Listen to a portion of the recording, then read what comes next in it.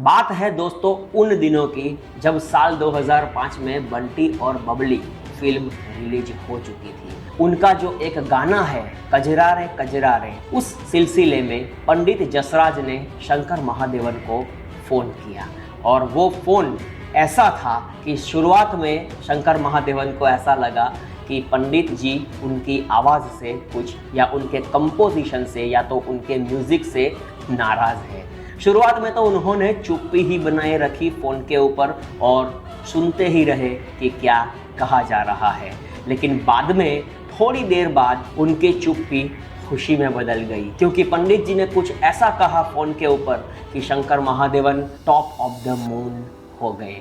पंडित जी ने ये कहा दोस्तों कि तुम्हारा जो ये गाना है कजरा रे वो दिमाग से निकल ही नहीं रहा है, पता नहीं क्या है, सुबह से वो ही दिमाग के अंदर गुनगुना जा रहा है। और तब जाके शंकर महादेवन को शांति मिली।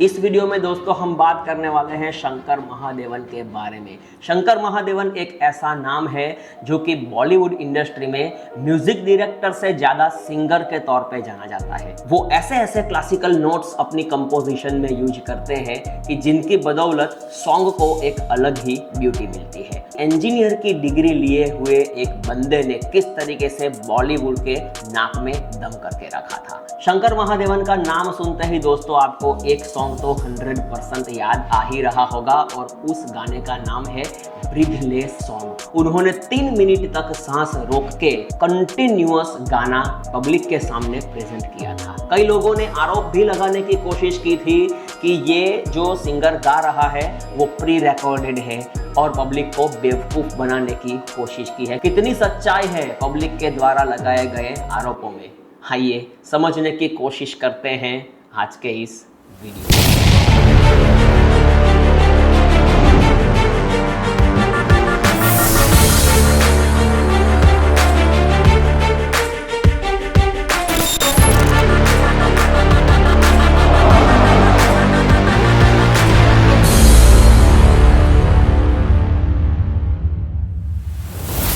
मार्च 1967 को उनका जन्म बॉम्बे में हुआ था।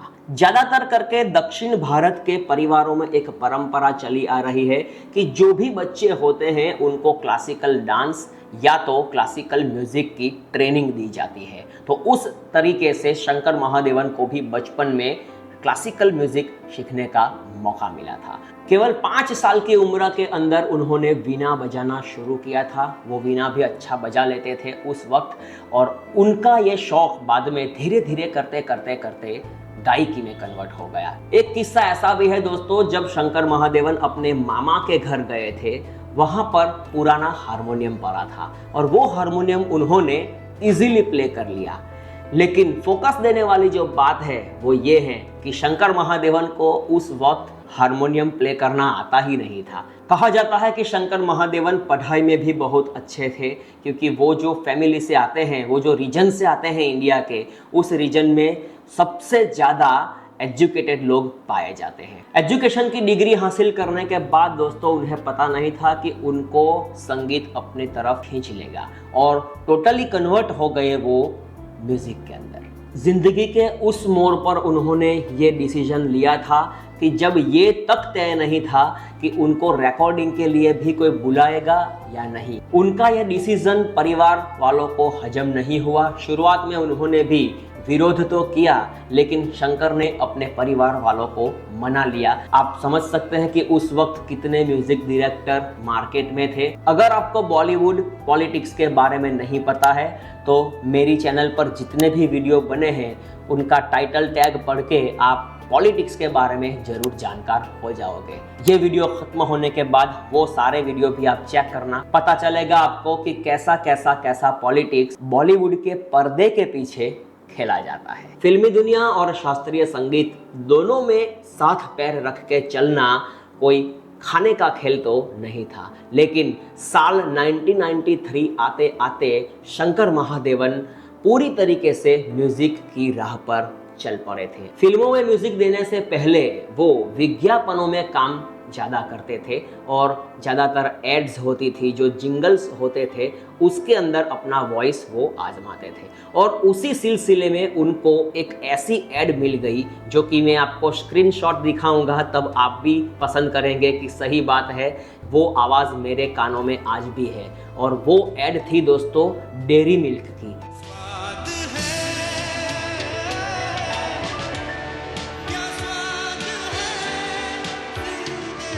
डेयरी मिल्क की वो ऐड उनकी जिंदगी पलटने के लिए साबित हुई। साल 1997 आते आते शंकर महादेवन की एक टुकड़ी बन चुकी थी और वो 3 लोग थे, शंकर, एहसान और लॉय, और ज़्यादातर शोज करना वो पसंद करते थे। उन्होंने कभी भी सोचा नहीं था कि हम फिल्मों में म्यूज़िक देंगे, लेकिन वो ज़्यादातर फोकस अपना शोज के ऊपर ही करते थे। ज़्यादातर शोज लेने में लोगों को तकलीफ होती है, लेकिन ये जो 3 बंदे थे वो पूरी तरीके से म्यूज़िक में रंगे हुए खिलाड़ी थे। तो मार्केट में उन्होंने अपनी एक जगह तो बना ली थी। ये जो टुकड़ी थी उनका कभी भी इरादा नहीं रहा कि हम फिल्मों में म्यूजिक देंगे, लेकिन उस वक्त जो डायरेक्टर थे वो मुकुल आनंद थे और उन्होंने इनकी मुलाकात की और फिल्मों में म्यूजिक देने के लिए बात की। और वो फिल्म थी 10। शुरुआत में तो उन्होंने साफ मना कर दिया, लेकिन जैसे तैसे करके शंकर महादेवन और उनकी टीम को समझाया गया कि ये एक मौका है, मौका हमेशा हमेशा के लिए नहीं मिलते रहते। फिर उन्होंने तय किया कि चलो एक लक अपना आजमाते हैं, लेकिन वहां पर एक हादसा हो गया। वो हादसा ऐसा रहा कि फिल्म शूट के दौरान जो डायरेक्टर थे मुकुल आनंद, उनकी हार्ट अटैक की वजह से मौत हो गई और वो फिल्म कभी भी रिलीज ही नहीं हो पाई। लेकिन कहानी में दोस्तों वहां पर ही ट्विस्ट आता है कि उस वक्त शंकर महादेवन ने अपनी ही आवाज में एक गाना बनाया था और वो गाना भी आपने शायद सुना ही होगा, बहुत फेमस हुआ था और वो गाना था सबसे आगे होंगे हिंदुस्तानी। तो ये गाना था वो उस वक्त इतना फेमस हो गया था कि हर एक मुंह के ऊपर, हर एक जुबां के ऊपर वो गाना खेलता रहता था। उसके बाद दोस्तों साल 1998 आया और वहां पर एक उन्होंने ऐसा गाना गा दिया जिनसे पूरा बॉलीवुड नहीं पूरी दुनिया हिल गई थी। और वो नियर टू इम्पॉसिबल था कि किस तरीके से ये आदमी ने गाना गाया होगा, और वो गाना था शंकर महादेवन का ब्रीथलेस सॉन्ग। उस सॉन्ग को ब्रीथलेस सॉन्ग इसलिए कहा जाता है कि शंकर महादेवन ने पूरे गाने में सांस लेने के लिए जगह ही नहीं छोड़ी थी। 3 मिनट तक कंटिन्यू वो गाना चलाए रखा था अपने गले से। और शंकर महादेवन ने जब ये गाना प्रस्तुत किया लोगों के सामने, तब कई लोगों ने ऐसे आरोप भी लगाए थे कि ये जो बंदा है वो प्री रिकॉर्डेड करके हमारे सामने प्रेजेंट कर रहा है। लेकिन लोगों के द्वारा जो आरोप लगाए गए थे वो आज तक साबित नहीं हो पाए। ब्रीथलेस सॉन्ग की वजह से उनका करियर उस वक्त पीक पर था। इसके बाद उनके पास फिल्मों की लाइन लग गई थी। साल आया 1999 और उसमें उन्होंने रॉक पॉड करके जो फिल्म थी उसके अंदर अपना म्यूजिक दिया और शंकर महादेवन ने उस फिल्म में अपना आवाज भी दिया। शंकर एहसान लॉय की टीम ने कुछ और फिल्मों में भी काम किया, जैसे कि भोपाल एक्सप्रेस, दिल्लगी जैसी फिल्मों में। वहां पर उनके म्यूजिक को और शंकर महादेवन की गायकी को लोगों के द्वारा बहुत पसंद किया गया। साल 2000 के अंदर उन्होंने 2 फिल्म में म्यूजिक दिए। वो फिल्म थी मिशन कश्मीर और दिल चाहता है। ये 2 फिल्में दोस्तों ऐसी थी जो कि हमारा फोकस उनके ऊपर जाता है। खास करके जो सॉन्ग था, आया हूँ मैं प्यार का है नगमा सुनाने, सारी दुनिया को एक सुर में सजाने, सबके दिलों से नफरत को मिटाने, आओ यारो मेरे संग संग बोलो। उनका जो म्यूजिक है वो आज भी आप सुनेंगे तो आपका दिल खिल उठेगा।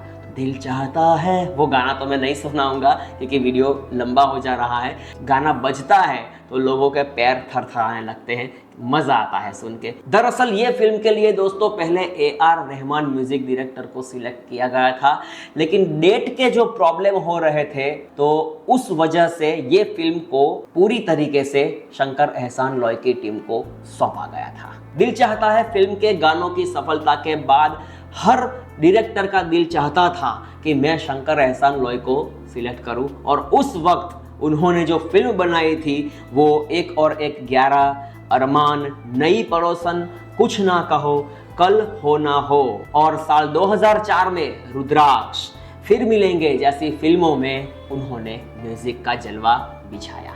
फिर साल आया दोस्तों 2005 और उसमें फिर से एक बार उन्होंने सुपर डुपर पंपर हिट गाना दिया और वो फिल्म थी बंटी और बबली। किस्मत क्या खेल खेल रही थी उनके साथ वो पता नहीं, लेकिन ये जो फिल्म थी बंटी और बबली, उनके जो डायरेक्टर थे वो गए थे पहले AR रहमान साहब के पास, लेकिन डेट्स की प्रॉब्लम थी और उनकी वजह से बंटी और बबली का संगीत भी शंकर एहसान लॉय की टीम को ही मिला और उन्होंने जो गाना किया था कजरा रे, उनके ऊपर आज भी लोग डांस करते हैं, ऐसा कहा जाए तो चले। साल 2005 में ये त्रिपुटी ने कभी अलविदा ना कहना, rock on, Taare Zameen Par, Housefull, luck by chance, London dreams, my name is Khan, Don 2, Bhaag Milkha भाग जैसी सुपरहिट फिल्मों में म्यूजिक दिया। हालांकि साल 2013 के बाद उनको बॉलीवुड में काम मिलना थोड़ा सा कम हो गया, लेकिन वो धीरे धीरे करते करते रीजनल म्यूजिक की ओर मोड़ लेते गए और इंटरनेशनल परफॉर्मेंस भी करते गए। अब हम बात करते हैं दोस्तों शंकर महादेवन की लव स्टोरी के बारे में कि उनको 16 साल की उम्र में अपने से 2 साल छोटी यानी कि 14 साल की उम्र की संगीता से, जो कि उनके पड़ोस में ही रहती थी, उनसे प्यार हो गया था। शंकर महादेवन का परिवार था वो बिलोंग करता है केरल से और जो संगीता थी वो मराठी परिवार से थी। दोनों की संस्कृति अलग थी और रीति रिवाज अलग थे। दोनों की मुलाकात उनके दोस्तों की वजह से हुई थी और खास करके दोनों की जो रुचि थी वो टेनिस से ज्यादा थी। दोनों साथ में टेनिस कोर्ट पर खेलना ज्यादा पसंद करते थे और धीरे धीरे उनकी पहचान हुई। पहचान दोस्ती में बदल गई और दोस्ती प्यार में बदल गई। करीब 10 सालों तक उन्होंने अपना ये रिश्ता छुपाए रखा और साल 1992 में उनकी शादी हुई और विवाह के पवित्र बंधन में वो दोनों बंध गए। साल 1993 में उनको एक बेटा हुआ जिनका नाम रखा गया सिद्धार्थ और साल 2001 में दूसरा तोहफा मिला। संगीत के जगत में उनके द्वारा दिए गए योगदान से उनको कई बार अवार्ड से भी नवाजा गया है। साल 2007 में उन्होंने एक फिल्म में म्यूजिक दिया था, उनका नाम है तारे जमीन पर, शायद आपने देखी भी होगी और उनके अंदर एक माँ करके गीत आता है, मेरी माँ। यूं तो मैं बतलाता नहीं पर अंधेरों से डरता हूँ मैं माँ, और ये गाने को लेकर उनको best singer of the year का अवार्ड भी मिला है और 2020 में उनको नेशनल अवार्ड से भी नवाजा गया है। शंकर महादेवन कई टीवी शोज और रियलिटी शोज में जज के तौर पर आज नजर आते हैं।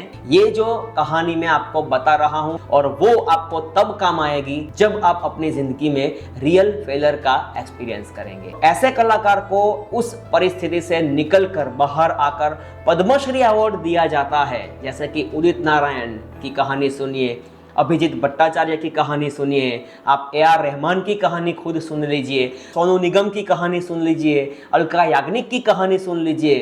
तो ये जितने भी कलाकार हैं, ये कहानी बनाने का मेरा मकसद यही है कि जब भी आप फेलियर का सामना करें तब आपको पता हो कि लोग कैसी कैसी परिस्थितियों से बाहर आए हैं और किस तरीके से उन्होंने अपनी जगह टिकाई रखी। तो दोस्तों ये कहानी थी शंकर महादेवन की। मिलते हैं नए वीडियो में, हर हफ्ते में एक वीडियो लाता हूं, आपको पता है। मेहनत पसंद आई हो तो वीडियो को लाइक कीजिएगा, चैनल को सब्सक्राइब कीजिएगा और अपने दोस्तों के साथ शेयर कीजिएगा। मिलते हैं नए वीडियो में, नई कहानी के साथ, नए रिसर्च के साथ, नए कैरेक्टर के साथ। तब तक के लिए जय हिंद, जय भारत, बहुत बहुत धन्यवाद।